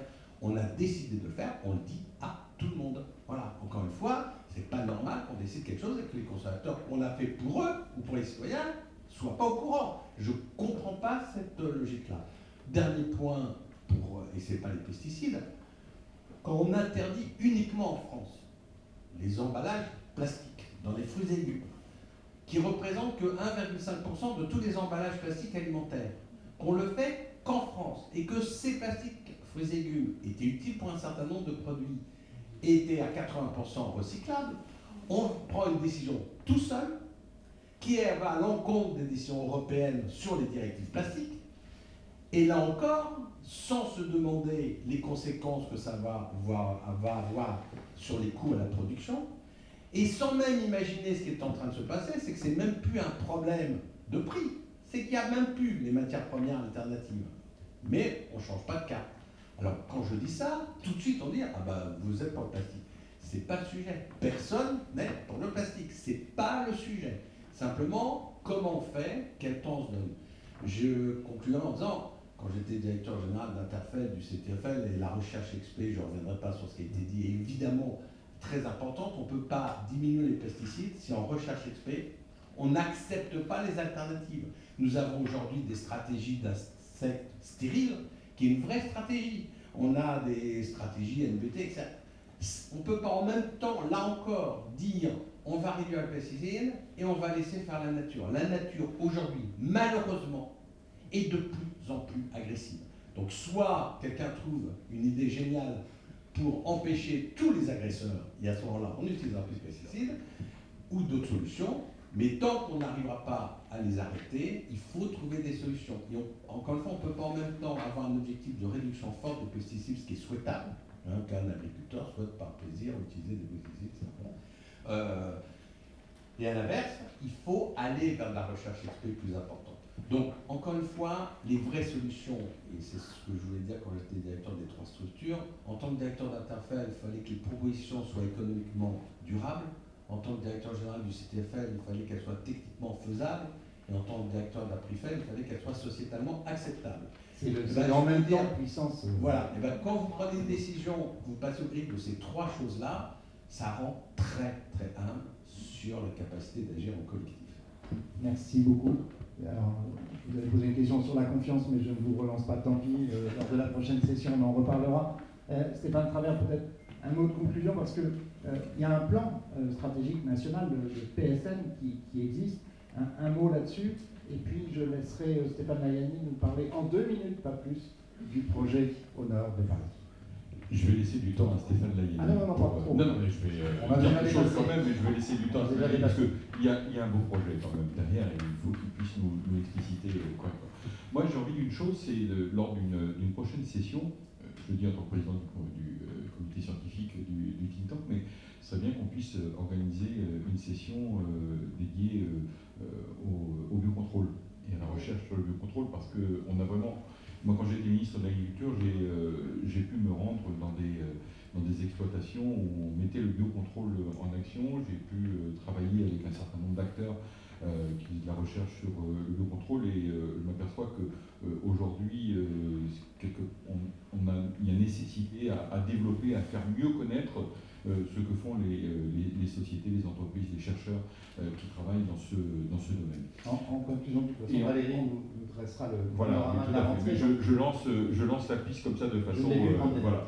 Mais c'est vrai que le plan stratégique national, il a une obligation d'être revu. Alors, il y a des documents aujourd'hui qui circulent. Le ministère de l'Agriculture est en train à ce stade de réfléchir, de retravailler pour voir comment nous allons adapter le plan stratégique national à la réalité de ce que nous vivons actuellement, c'est-à-dire suite Covid et puis crise ukrainienne, où, nous le savons, un risque d'un certain nombre de pays, notamment du Nord Maghreb, etc., risque tout simplement d'être en pénurie alimentaire dans les mois à venir. Et nous savons très bien ce qui se passe. Quand des peuples ont faim, ils se déplacent. Et nous avons des conséquences migratoires absolument importantes. Et donc il faut se travailler là-dessus en amont pour travailler au développement rural, bien évidemment, et se préparer à ces phénomènes migratoires qui risquent d'arriver. On a la même chose avec les risques climatiques, bien évidemment, on a des transferts aussi de populations qui sont liés à ces risques. Il y a une stratégie sur 10 ans à mettre en œuvre. C'est d'abord cette réduction de la dépendance, bien évidemment, qui est la nôtre. Un certain nombre de chiffres ont été rappelés sur un bon nombre de productions, mais réduire notre dépendance aux importations de matières riches en protéines. C'est améliorer, je le disais tout à l'heure, l'alimentation des exploitations et la capacité des exploitations à pouvoir nourrir leur cheptel à travers des productions locales. C'est développer aussi une offre, et ici à Rungis on le fait, développer une offre de produits locaux. C'est pour ça que nous mettons en place des projets alimentaires territoriaux qui vont là aussi mettre en avant la restauration collective avec les objectifs qui avaient été portés dans les CALIM, avec 50% de produits sous signe de qualité, dont 20% de bio, dans la restauration collective pour mieux nourrir nos enfants. Et ce sont des débouchés importants là aussi pour nos agriculteurs. Dans la loi climat résilience, où nous avons effectivement adopté l'interdiction des emballages plastiques pour les fruits et légumes pour les colis de moins de 1,5 kg. On voit bien la problématique que cela pose. On a essayé avec un certain nombre de parlementaires dans le mandat précédent et avec Jean-Jacques en particulier de faire en sorte que nous puissions avoir un délai, une transition beaucoup plus long. Nous n'avons pas pu l'obtenir, mais le combat n'est pas terminé. Il faut trouver maintenant ces transitions, permettre aussi à la recherche et l'innovation de trouver les bons produits qui vont permettre de pouvoir résoudre cette espèce de quadrature du cercle dans laquelle nous sommes. Mais nous avions adopté aussi d'autres amendements, et un en particulier, qui est la capacité de pouvoir, pour les collectivités, d'acheter jusqu'à concurrence de 100 000 € de produits frais sans mettre de marché sur la table. Ce qui permettait d'offrir là aussi des débouchés à un certain nombre de nos agriculteurs, et je pense aux producteurs de fruits, aux producteurs de légumes, pour servir justement les cantines, les hôpitaux, enfin, tout ce qui est autour de leur territoire, à travers ce qu'on peut appeler évidemment les circuits courts. Et donc nous devons là aussi développer ça. Développer une offre de légumes secs aussi, reproduire plus de légumes secs aussi sur notre territoire. C'est la févrole, c'est le pois chiche, ce sont les haricots, les fèves, et relocaliser tout simplement les légumineuses. Là aussi, ça va participer à cette souveraineté alimentaire que nous souhaitons porter et qui doit être qui est au cœur des priorités de l'action de l'État aujourd'hui, l'action des élus, mais des élus nationaux, mais aussi des élus locaux, parce que c'est là aussi servir notre modèle agricole et nos modèles agricoles d'ailleurs, si on veut les prendre dans leur intégralité. Merci beaucoup, et je salue Irène Tadrek qui a dû repartir en plénière et qui donc nous a quittés. Stéphane Layani, nous concluons avec vous nos échanges. Quelques mots de ce projet. Est-il aussi important que le Rungis d'ici? Non, mais vous avez écouté, chers amis, tous les intervenants. Vous voyez bien que repenser l'organisation alimentaire de ce pays et la production alimentaire devient une nécessité. La députée européenne vient de nous le dire, ils veulent développer une stratégie dans la nouvelle PAC qui a été plutôt bien accueillie par les agriculteurs et bien négociée par Julien de Normandie, une stratégie femme plus forte. Et nous voulons aller plus loin. On veut développer une stratégie de la terre à l'assiette. Hein? Pas de la fourche à la fourchette, de la terre à l'assiette. Et donc, je suis le président de ce marché qui est plein comme un œuf. Nous avons un taux d'occupation de 97%. de marché qui est correcte. Et j'ai une obligation alimentaire. Cette obligation alimentaire, c'est une obligation de service public en tant qu'organisme d'importance vitale. On l'a vu pendant le Covid, vous avez en Ile-de-France mangé grâce à Rungis en produits frais. Bien sûr, nous ne faisons ni les pâtes, ni le blé, ni l'huile, ni les céréales, c'est sûr.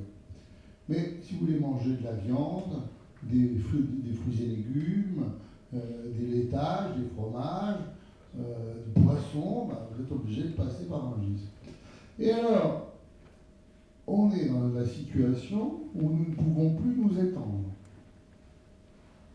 Parallèlement, les Français l'ont démontré, ils veulent des produits locaux. Pourquoi? Parce que les crises alimentaires, l'absence de confiance vis-à-vis du système alimentaire veulent les poussent à se rapprocher de la production locale. Je vous rappelle, la production locale d'Île-de-France, je ne parle pas de la Normandie chère à Stéphane Travers, la production locale d'Île-de-France, c'est 2,5% des besoins alimentaires des Franciliens. Donc on est loin de nourrir avec la production locale les Franciliens. Troisièmement, on ne peut plus circuler dans cette agglomération parisienne. Les tuyaux ne grandiront pas. Les autoroutes à 86 a été fait. La francilienne existe, mais ils ne vont pas s'élargir. Et donc l'idée nous est venue de faire un nouveau marché. Ce nouveau marché se situera sur la volonté de Jean Castex, je le répète, autour de Gonesse, et on produira sur place. Quoi de mieux, si on veut faire des circuits courts, que de produire et de vendre, de transformer et de distribuer nos produits sur place. Donc c'est un nouveau modèle. C'est un total nouveau modèle. On a fait une convention citoyenne qui nous a donné une centaine d'idées. Il y a eu un appel à manifestation d'intérêt, avec toutes sortes de projets. Et on a conclu à quoi? C'est que la réussite du marché de Rungis, et Jean-Jacques ne me contradira pas, ni Stéphane, c'est l'écosystème. Ici, vous êtes dans une ville dans la ville, avec un incubateur, une entreprise très successful, une école, Rungis Academy, un hôpital, des milliers, des centaines d'acteurs, des milliers d'entreprises, un groupement d'entreprises pour trouver de l'emploi à ceux qui en cherchent. Et donc, l'idée à Gonesse et autour de Gonesse, c'est d'abord de ne pas artificialiser de terres agricoles et d'utiliser le triangle agricole de Gonesse au lieu d'en faire une grande surface supplémentaire, un grand centre comme Europa City, d'en faire des champs de maraîchage et d'élevage pour développer des projets alimentaires territoriaux. C'est d'avoir des centres de distribution, de faire un centre pour la logistique du dernier kilomètre et pour les agriculteurs. Comme ça, on trouvera, ça s'appellera Agora Ligne Directe. On pourra trouver sur un site internet des produits agricoles en B2B qui sont faits localement. Très bien. Dernière question. Oui, à quelle échéance? Et dernier point, là, vous savez, monsieur Le Gueltel, je le fais à domicile. Mais on devait s'arrêter à 11h30. Et vous aurez une cité scolaire tournée autour de l'alimentation et de l'agriculture. Et dernier point, mais on est vraiment contingenté. C'est comme l'alimentation, on va vers les pénuries alimentaires, la pénurie d'information. À quelle échéance? Et donc, le troisième truc, c'est que nous allons avoir un musée de l'agriculture parce qu'il faut redonner de l'honneur à cette profession et lui montrer ce que lui doit la nation. Et voilà, à quelle date, Stéphane Ayani? À quelle date? Alors, c'est un grand projet. Ah oui. C'est un projet d'1,4 milliard, 700 millions d'euros pour la Célaris et 700 millions d'euros pour les collectivités publiques. Alors, j'attends les arbitrages interministériels. Et puis, il y a des... Et donc, si nous avons ces décisions à Matignon, qui avaient été engagées par Jean Castex, qui ont été interrompues par les élections, eh bien, si nous avons ces décisions, nous construirons les premiers bâtiments à Goussainville, à Bonneuil en France et à côté de Roissy avant 2026. Très bien. Donc c'est demain. Très bien. Merci beaucoup, Stéphane Damiani. Et effectivement, vous jouiez à domicile, donc je vous ai laissé expliquer votre projet. Je vous en prie. Alors, nous allons, avant de voir les startups qui sont présentes et qui vont nous exposer leur objet, quelques mots de Valérie Offenberg pour nous présenter dans quelques instants les sessions qui vont suivre à la rentrée, le programme qui nous attend. Valérie. Merci beaucoup. Je voulais juste remercier d'abord Stéphane, puisque Stéphane, tu joues à domicile, donc merci beaucoup. Remercier effectivement tous les intervenants qui nous ont accompagnés aujourd'hui, mais qui nous ont accompagnés tout au long de cette année. Je voulais remercier tous les partenaires, si rien ne serait possible. Et bien entendu, Stéphane Travers, qui est le président de notre comité scientifique. Bien entendu, je ne vais pas faire le résumé de cette session parce qu'elle était extrêmement riche, hein, mais j'ai retenu qu'il fallait adapter le plan stratégique à la réalité, qu'il fallait que l'alimentation est au cœur de tout, hein, que quand les peuples ont faim, eh bien c'est là où les démocraties sont en péril et qu'il faut à la fois penser à ce qui se passe chez nous, mais aussi ce qui se passe aux portes de l'Europe, parce que c'est des problèmes européens, mais des problèmes mondiaux aussi de personnes qui viennent chercher l'alimentation là où elle se trouve. C'est très important aussi de communiquer, de faire en sorte de communiquer et d'éduquer les populations à comprendre qu'il faut bien manger. J'ai bien pris note qu'avant le budget de l'alimentation c'était le premier budget, qu'aujourd'hui il est dépassé par celui du loisir et par d'autres budgets, et qu'il faut peut-être justement remettre l'alimentation au cœur de nos priorités. Également, qu'il fallait tirer des leçons de ce qui vient de se passer, qu'on n'imaginait pas que la guerre serait en Europe, et qu'il faut reconnaître le rôle de l'Europe, l'adapter aussi à la réalité du terrain, bâtir une souveraineté alimentaire sans repli sur soi, mais également parier sur la jeunesse et soutenir nos agriculteurs pour qu'ils puissent demain être ceux qui vont continuer à transmettre notre alimentation telle qu'on veut, à innover, là aussi des propos très intéressants sur on a des budgets recherche, mais par contre on ne permet pas l'innovation. Donc vraiment des sujets très importants, et nous espérons bien continuer à enrichir le débat et avoir de l'impact grâce aussi à tous les députés qui nous accompagnent et qui sont nos relais à la fois au niveau français et au niveau européen. Merci aux filières dont on a absolument besoin pour pouvoir aussi faire remonter les informations, mais également nous faire l'écho de tous les sujets. Merci aux grandes entreprises telles que Savencia. On a également besoin de vous pour pouvoir faire connaître vos enjeux, et à quel point vous contribuez, parce que c'est vrai que vous le disiez tout à l'heure, vous contribuez aussi à aider les jeunes à s'installer, et ça c'est essentiel également. Donc l'année prochaine, oui, monsieur peut-être a envie de parler, mais je vais peut-être juste dire que nous reprendrons nos travaux à partir du mois de septembre, et donc nous aborderons différents sujets, qui d'ailleurs ont été au cœur des sujets aujourd'hui. Nous aborderons à la fois la question du bien-être animal, que nous n'avons pas abordé cette fois-ci. Nous aborderons également des questions sur la place des femmes et de la jeunesse dans l'agriculture, un sujet aussi majeur, parce qu'il faut effectivement que toutes les questions sociétales soient traitées. On parlera de la place du numérique et de la recherche dans l'agriculture, comment est-ce qu'elle peut permettre à évoluer, la transition agroécologique, la préservation et la gestion de l'eau. Nous sommes d'ailleurs en discussion pour faire un gros événement avec le Maroc sur ces questions-là, donc nous ouvrir aussi à l'international. Et j'ai entendu que Stéphane nous avait mis un nouveau sujet sur la table tout à l'heure, qui me semble également intéressant. Sachez que ces sujets seront discutés avec nos partenaires, avec le comité scientifique, parce que l'objectif n'est pas de tout traiter, mais de traiter bien et d'avoir de l'impact sur ces sujets-là. Avec Stéphane, nous avons déjà organisé un nouveau rendez-vous avec le ministre de l'Agriculture et nous espérons aussi travailler, comme nous l'avons fait l'année dernière, en intelligence pour être aussi une source de proposition pour eux.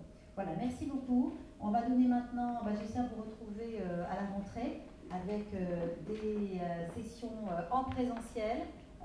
Davantage. On va donner maintenant la parole aux startups parce que, comme vous le savez, pour nous, c'est très important de donner la parole à l'innovation. On pense que c'est un élément essentiel et je vais les appeler.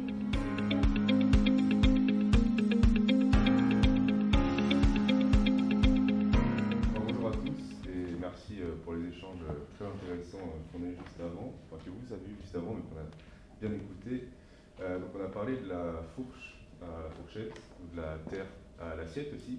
J'aimerais ajouter quelque chose qui n'est pas forcément très sexy, mais peut-être qu'on pourrait parler de la fourche, voire de la terre à la poubelle finalement.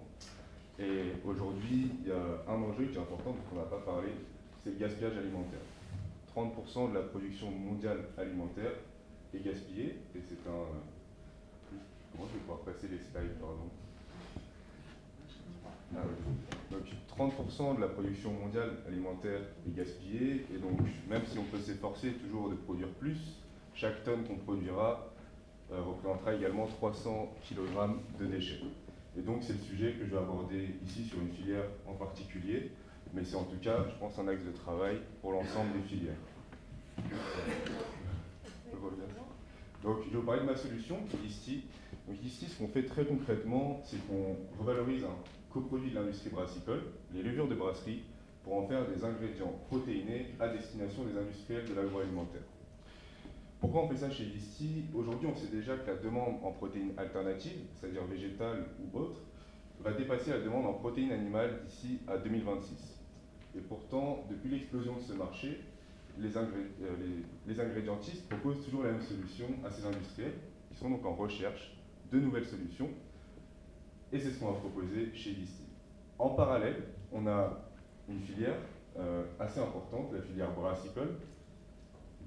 La filière brassicole qui a donc une solution de son côté.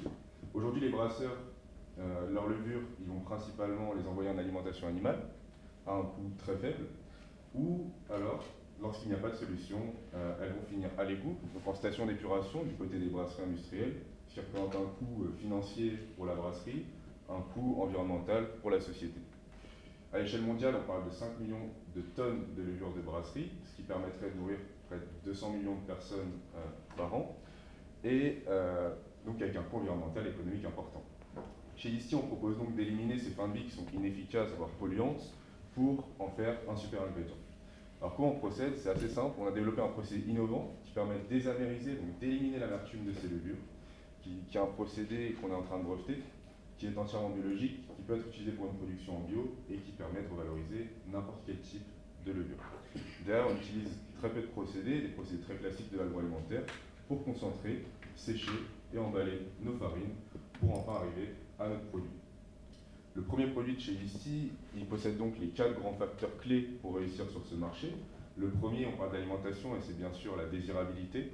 On a un très bon goût umami qui va apporter des notes de viande ou de fromage dans les produits de nos clients, avec une très bonne acceptabilité sociale et également un produit qui est vegan qui va donc pouvoir toucher l'ensemble des consommateurs. D'un point de vue nutritionnel, on a un produit qui est extrêmement riche, avec 50% de protéines et surtout tous les acides aminés essentiels et une très bonne digestibilité. Donc un produit qui contient 2 fois plus de protéines qu'un steak de viande bovine, avec les mêmes caractéristiques nutritionnelles. Et en plus de ces apports en protéines, on a des apports en fibres, en vitamines et en éléments minéraux.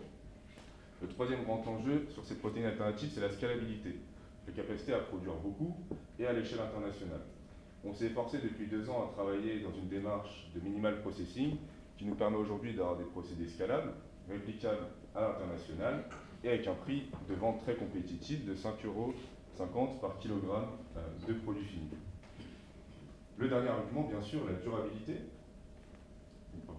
Le dernier argument, c'est donc la durabilité. On élimine un impact environnemental du côté de la brasserie et on rentre en compétition avec des protéines, bien sûr, plus impactantes du côté de nos concurrents.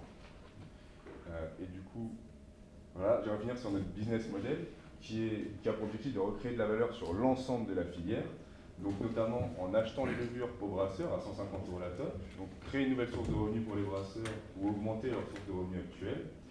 Et derrière, ce coût est pour nous très faible, car il représente 0,5% de nos achats à charge de production. Donc c'est un effort qu'on fait de notre côté. Et derrière, on est quand même capable de travailler avec une marge brute très importante, qui est 1,2 fois plus élevée que la moyenne du secteur. Et donc, voilà. Donc aujourd'hui, on est une trentaine de clients intéressés sur plein de secteurs différents, notamment pour produire des alternatives à la viande et aux produits laitiers, mais aussi pour répondre à des problématiques sociales avec des produits qui permettent de lutter contre la dénutrition, soit de nos seniors, soit de la dénutrition aiguë dans les pays en voie de développement, et également plein d'applications, notamment la pet food, parce qu'on n'est pas non plus anti-viande chez Disney. Voilà, je vous remercie. Votre nom et votre prénom? Oui, Nicolas Stefanovic, pardon. Et donc, je suis CEO cofondateur, et on est deux, voilà, j'ai pas eu le temps de finir, mais j'ai deux associés, donc on est deux ingénieurs agronomes, un profil plus commercial qui gère toute la partie vente. On a un port stratégique qui est notamment composé de fondateurs d'entreprises qui travaillent sur les protéines alternatives, donc Umiami dont vous avez parlé juste avant, et également Insect que vous connaissez sûrement et qui va jouer un grand rôle en tout cas plutôt sur la filière alimentation animale et notamment pour les poissons. Merci beaucoup pour cette présentation.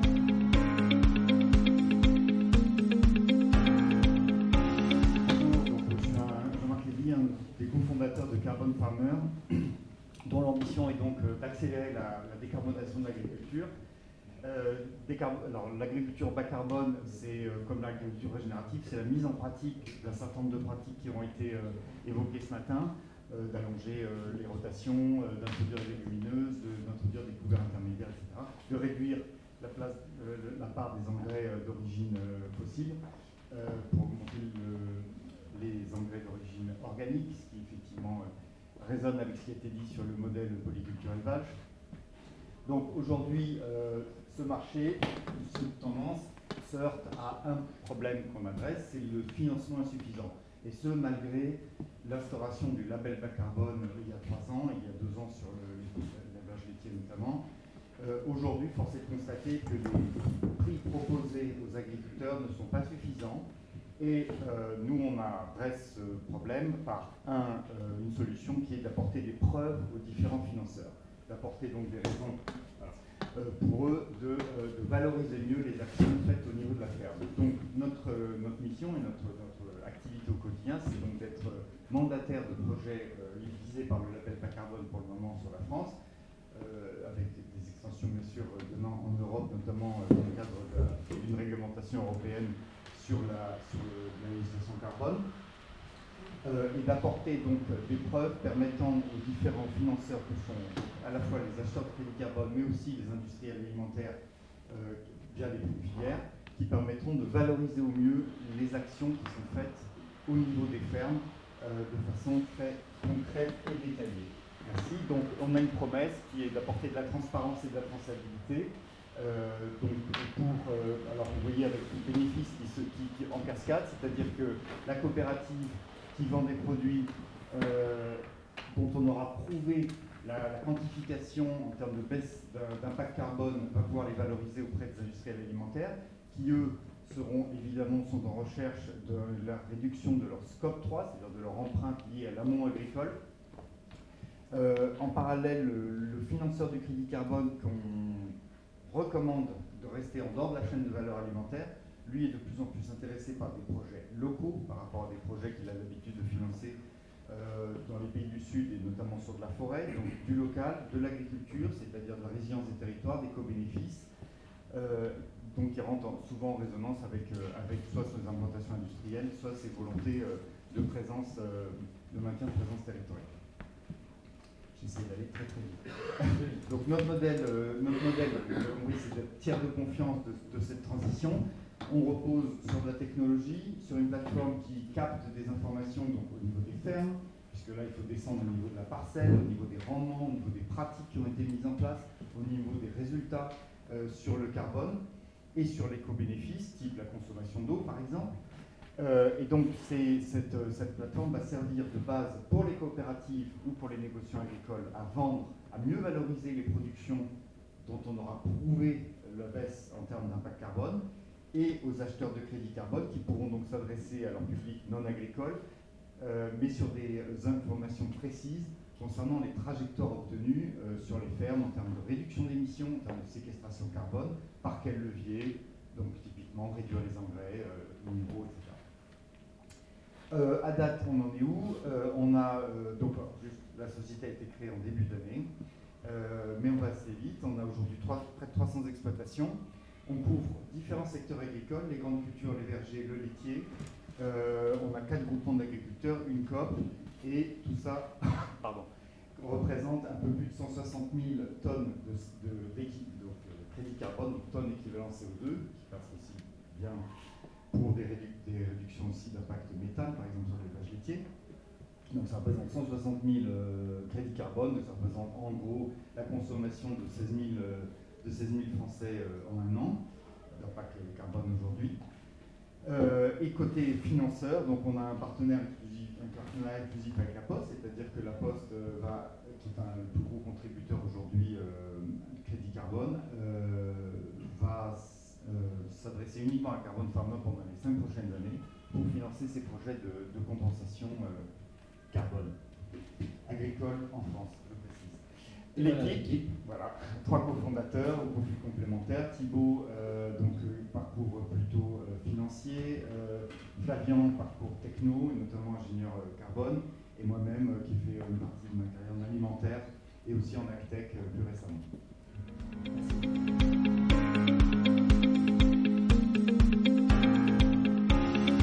Merci de me donner cette opportunité de présenter notre projet. Donc, je suis Anne Vincent, je suis cofondatrice de Yumgo. Et avec Yumgo, on a réinventé l'œuf. Donc l'œuf, voilà. L'œuf, il est présent partout dans les recettes salées, dans les recettes sucrées. Ce qu'on ne sait pas toujours, ce dont on ne se rend pas toujours compte, c'est que c'est la protéine animale la plus consommée au monde. Donc une production annuelle de 227 milliards de dollars. Et je pense qu'aujourd'hui, on a déjà parlé un petit peu des défis d'alimentation. Il y a une tendance qui est claire à la diminution de la protéine animale pour des raisons d'environnement, de santé, d'allergie, notamment sur l'œuf, mais également de bien-être animal. Et nous, on s'est penché sur la question du remplacement de l'œuf chez les professionnels, parce qu'aujourd'hui, les professionnels, ils ont cette difficulté de remplacer les ovoproduits, donc les œufs hors coquille, qui se présentent donc sous format poudre ou bouteille de jaune d'œuf, blanc d'œuf, œuf entier. Donc une consommation énorme et qui aujourd'hui est difficile à remplacer malgré la masse énorme de consommation que ça représente, puisque c'est 39% de la consommation des œufs qui sont à usage professionnel. Donc nous, avec Yumgo, on propose une solution complète pour remplacer le jaune d'œuf, le blanc d'œuf et l'œuf entier en 100% végétal pour les professionnels. Donc c'est une solution qu'on a développée avec des ingénieurs agroalimentaires et des chefs professionnels depuis le début. Donc beaucoup de recherche et développement, d'itération du produit, pour développer des produits qui vont s'utiliser à l'identique des ovoproduits. Donc c'est-à-dire en même quantité, avec les mêmes fonctionnalités, et pour donner des résultats qui seront tout aussi gourmands. D'ailleurs, j'ai apporté des petits échantillons que je vous inviterai à tester tous à la suite de la présentation. Mais donc l'idée, c'est vraiment d'avoir un produit qui va s'utiliser à l'identique et qu'on a testé et validé d'ailleurs depuis le début avec des boulangeries 100% végétales Landais de Manquise. Donc Yumgo, comme je vous le disais, c'est un produit qui est prêt à l'usage, qui est simple à utiliser, mais qui également au niveau de l'empreinte carbone a une empreinte carbone qui est de 99% inférieure à celle de l'ovoproduit blanc d'œuf.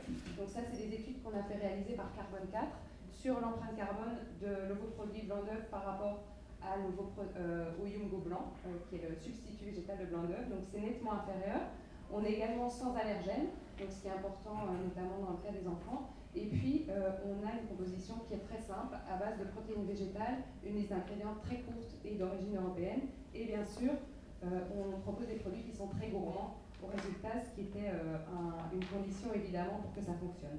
Donc aujourd'hui, on a 3 produits qui ont été lancés. Le Yumgo blanc, substitut de blanc d'œuf, le Yumgo jaune, le substitut de jaune d'œuf, et le Yumgo entier, qui est le substitut d'œuf entier, dont vous voyez tous les ingrédients sur la slide que je vous présente. Pour mener à bien ce projet, donc on est une équipe complémentaire, donc Rodolphe Landman, qui est fondateur également, boulanger-pâtissier sur Paris, fondateur de Maison Landman, mais également des premières boulangeries-pâtisseries 100% végétales dans des Monkeys.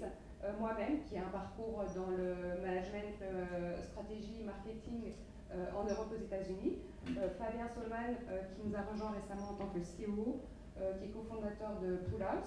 Et puis on est entouré bien sûr par des chefs professionnels, une équipe commerciale et opérationnelle pour accompagner nos clients.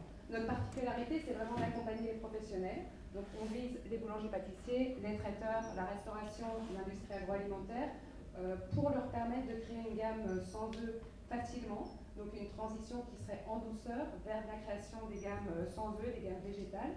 Aujourd'hui, on travaille déjà avec des distributeurs à la fois en France, mais également au Royaume-Uni, en Allemagne, en Belgique et dans plusieurs autres pays d'Europe, également un petit peu à Dubaï et au Japon. Donc notre objectif, c'est vraiment de pouvoir se développer chez ces clients professionnels, les petits restaurateurs, les boulangers, mais également les industriels, pour leur permettre facilement d'avoir des gammes végétales. On a commencé en 2019, donc avec la recherche et développement. On a lancé le blanc en 2020, le jaune fin 2020. Le Yungo entier, on a lancé une deuxième version au début de cette année. Donc comme je vous le disais, on est commercialisé déjà, surtout aujourd'hui, chez des petits, des moyens clients. Notre but, évidemment, c'est de combattre les clients industriels, donc ce qui est des transitions qui prennent un peu plus de temps, sur lesquelles on est occupé. On a reçu plusieurs prix d'innovation depuis qu'on est lancé, notamment récemment le Sierra Green en 2022. Et donc, nos objectifs pour cette année, bien sûr, c'est d'accroître notre traction commerciale chez les industriels, mais également de stabiliser notre production à grande échelle pour pouvoir répondre à la demande et préparer une levée en série A l'année prochaine. Je vous remercie beaucoup pour votre attention et je suis disponible si vous avez des questions.